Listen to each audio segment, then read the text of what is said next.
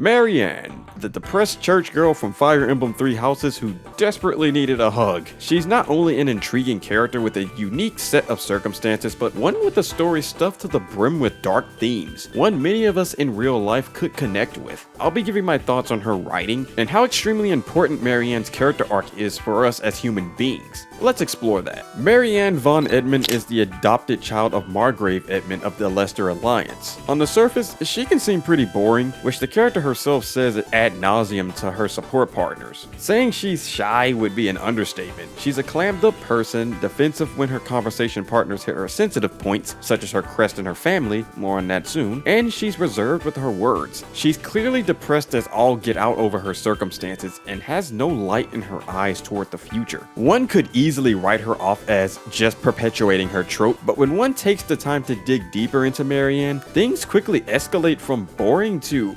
uncomfortably relatable. What do I mean by that, you may ask? Well, I'll answer that later because we need to break down Marianne's character arc first and understand her conflict. In K.M. Weiland's Arthur's Guide to Character Development called Creating Character Arcs, a fictional character's arc defines itself based on 3 types of arcs: the positive change arc, the flat arc, and the negative change arc. Marianne's character is fairly obviously a positive change arc. Without getting too descriptive, the positive change arc is one where a character will typically struggle with personal unfulfillment and denial. They usually want something, and they're believing a certain lie, as Weiland describes it, that holds them back from getting what they want. The character will go through a series of events that challenge their belief in the lie as the story unfolds, and what this character wants is often something they really don't need. What they need is the truth, so they can possibly get what they want as well, provided it's a necessary goal. While Marianne may not seem like she wants anything in the beginning, she actually does. As small as it seems, she simply wants to not be a burden to anyone and stay out of the way, and this is the product of her lie. She's entrenched within it. Because of Marianne's unwavering faith in her lie, she deluded herself into thinking that she's an uninteresting person and that she's worthless. But most importantly, she believes that because of her crest of the beast, she's cursed, and that crest power could somehow inflict others with the misfortune it exuded. Her unnamed biological father possessed the crest of the beast, and Marianne revealed to certain overly curious support partners that the crest was the cause of her parents' disappearance. Compounding this with her adoptive father wanting to keep the crest's existence under wraps, it's no wonder her lie swallowed her into these delusions. Not to mention all the known rumors throughout the Edmund territory pertaining to the wandering beast killing and eating people. And this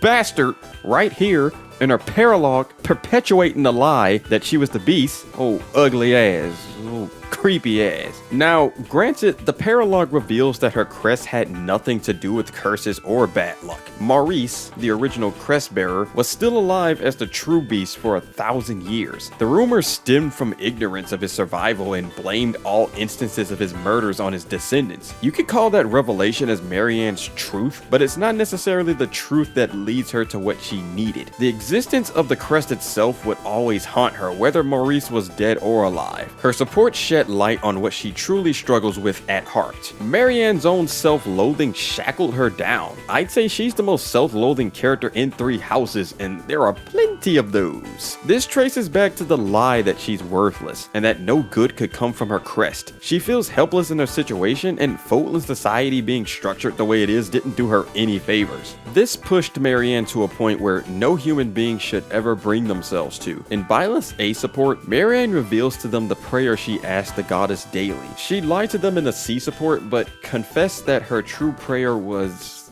this. Back then, I felt that my life served no purpose, and that I was nothing more than a burden. In truth, I was begging the goddess to take me to her. That was my daily prayer. While the writers mince the words for good reason, that's the real-life equivalent of someone saying that they want to end their life. In Marianne's case, she was asking for it rather than taking matters into her own hands. It's still not a place no human should ever find themselves in, regardless of the method. No one, no matter who they are, deserves to feel like that. That's why I said that Marianne's story escalated from boring to uncomfortably relatable. The mental health crisis in our world is only growing by the day, and More people are being pushed into feeling what Marianne feels. It's not the same set of circumstances, of course, but what matters is the mutual feeling. One that makes someone feel that there's no longer a reason to keep breathing and living life with the hand of cards one's been dealt. So, what's Marianne's real truth? Her support partners are the deliverers of her truth, and her truth is the same as many who struggle with such thoughts and similar circumstances. But before we dive in, I'd like to ask if you take a second to boop the like button. This allows YouTube to know to spread this video to the correct audience, and it'll help this small channel grow. I'm making steady progress to 1,000 subs, and I'd really appreciate your help. Now, on to the supports. Claude's conversations focus on trying to get her to discard and free herself from the burdens of her crest. Granted, he didn't quite handle it with tact, especially in the B support, but in Claude's defense, he's more pragmatic and raised to have tough skin due to his background in suffering from discrimination. It's similar to how rough around the edges Edelgard is because of her tragic past as a test subject. His A support with Marianne puts this into perspective better when he sneakily told her about his past in Almyra. That support redeemed the B support for me. Both characters came to a mutual understanding, thus giving Marianne a glimpse of the truth. But Ferdinand's supports are heart-melting. I'm surprised at how slept on it is because I found that he helped her a lot more than most of her partners. The C support are just typical Ferdinand and his noble jargon, but Marianne's unexpected loss of composure made him realize her situation wasn't one to be compared to others. I like the C+ conversation because this is the first time you're able to see Marianne so visibly distraught and done with everything. Her defensive position shows just how much it's consuming her and how detrimental the lie is in her arc. While Ferdinand's most genuine advice in the B support seemed simple, it was what she needed to hear. Regardless of who you are and what your circumstances are, we all must come to the same conclusion.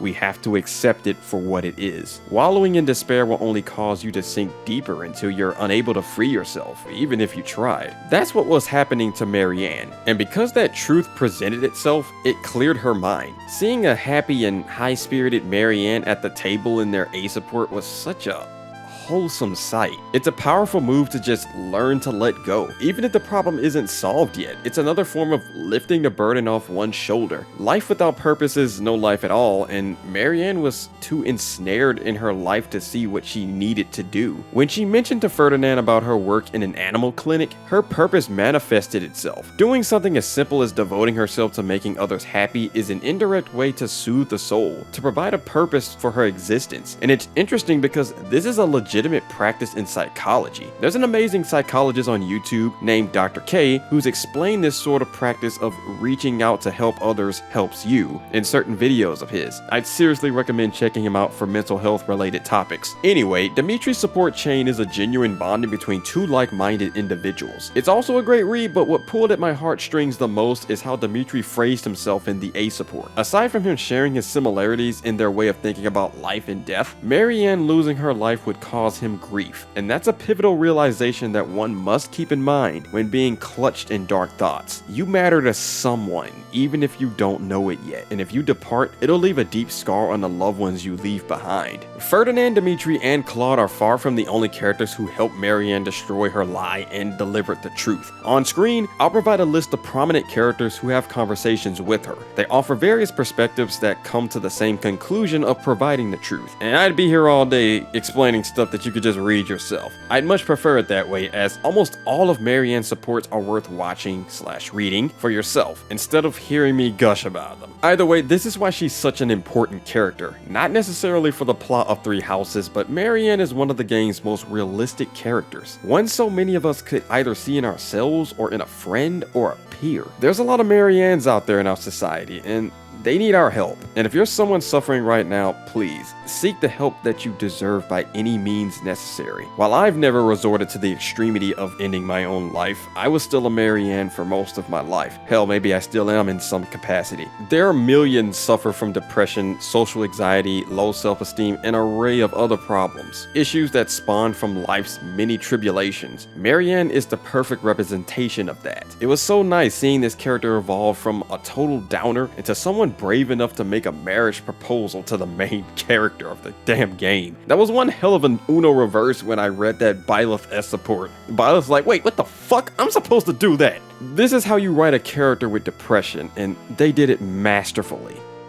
Thanks for watching. I made a video about Edelgard's controversial response to Byleth's grief, so check that out if you'd like to see how much thought went into such a scene. If not, check out my growing playlist of other character analysis videos and subscribe for future essays. Stay chill, y'all.